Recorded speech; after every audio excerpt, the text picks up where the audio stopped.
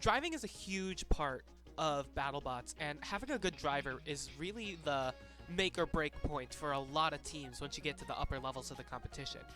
And it seems like they're saying that every other driver is one of the best drivers in the world on the show, but I wanted to take a look at some drivers that I think are underrated in the grand scheme of things and don't get the recognition that they deserve. Before we get to the underrated drivers, I'd really appreciate it if you subscribed. I really enjoy making these videos, and if you subscribe, it lets me know that you enjoy watching them, and I'll keep making them. Alright. The first underrated driver that I want to talk about is Carey from Tantrum.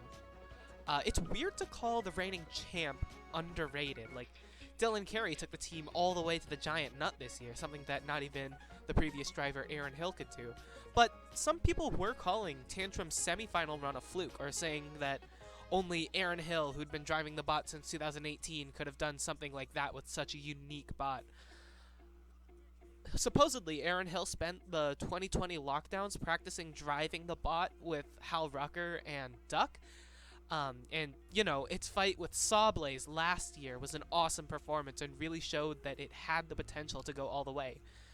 Carey has proven that he's just as good, if not better, than Aaron Hill. And even though he's a bit understated in the grand scheme of things, you really can't deny his skill on the sticks. Second, we have Dustin S Wine. Deep 6 is such a weird bot, and the sheer geometry of the thing makes it nearly impossible to control. You can remember a couple years ago, it had a legendary screw-up in the test box where it absolutely obliterated the floor and damaged the wall. But in this fight versus Shatter, he really proved that Deep 6 can be threatening, even against extremely agile bots like your Shatter or even Ribot in its next fight, which it did eventually lose. Fighting gyro forces, like, with that scale of a weapon is no small feat, and it still manages to be genuinely dangerous. Getting to the sides isn't free like it was in its original design. I mean, look at how tiny the wheels are. It's incredible that Dustin S Wine is able to really make the bot do what he wants it to do, even though the gyro forces are fighting against him.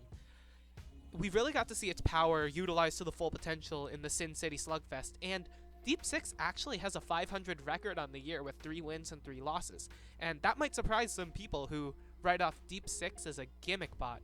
Unfortunately, they got rejected from next year, but Team Overboard is going to be back with a new bot, and hopefully it's just as destructive as Deep 6. From Team Bad Kitty and Mad Catter, Calvin Eva is a really effective, well-rounded driver. He gets the hits, he gets the follow-ups, he's got good control, he uses the forks and the lifter when necessary, he knows the bot really well in his driving, and even though it's not the flashiest sort of driving, he's reliable and really keeps the bot in the fight even when it seems outmatched.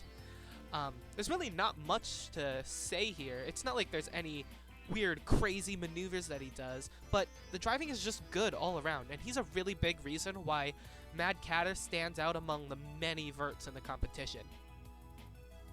Up next, we actually have a pair of drivers, the Wrigley Bros, Adam and Eric. They are the ones that drive Shatter, with Adam on the drive and Eric managing the weapon, the hammer. Adam really has a mastery over Shatter's strafe drive, and he's really improved over the past couple of years. And Eric really knows the fights well, and he's very precise with the hammer. Hammers in general are a pretty suboptimal off-meta weapon. The biggest strengths of a hammer are being able to hit during a pin, not needing space to spin up and stuff, the weapon doubling as a self-rider, and being able to hit overhead. But with the rise of hammer saws, the hammer itself, just a basic hammer, has kind of become obsolete. Despite that, they've still had some really great success, and I really love Shatter. They've got great hammer placement, good defensive control, and the driving synergizes well with the plastic armor that gives the bot its namesake. This performance against Lockjaw is especially impressive, and I think in subsequent years they might be going even further in the tournament. Before we get to the final underrated driver, I wanted to give an honorable mention to Emmanuel Carrillo. Um, it's not necessarily Big Dill's driving in a vacuum, but the fact that this guy does it with one hand, like, that's crazy. The dude's missing an arm and he drives a Battlebot. That's pretty epic. Besides that, he's just a cool dude. He joined the Jaeger gang when most of the team got stuck in Europe, forfeiting his own spot in the tournament to help out another team. Like, if that's not an absolute legend, I don't know what is. And finally, I have Justin Marple from Team Bloodsport as the most underrated driver. The rest of this list isn't necessarily in order, but I do think that Justin Marple is the most underappreciated driver in the tournament.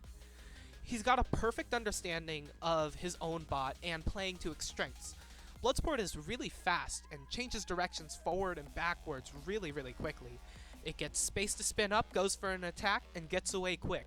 It always avoids the walls because it's so nimble, and it's been able to mostly avoid getting stuck in the corners and dealing with the upper deck. Bloodsport has the speed to keep up with Claw Viper, who should have really had the advantage in this fight, and unlike most overhead or even horizontal spinners, a good portion of Bloodsport's wins actually come from judges' decisions because of how nimble the bot is and how well Justin Marple controls it. It's durable, it hits hard, but still spins up fast and has enough control to be able to go all 3 minutes and still win those fights.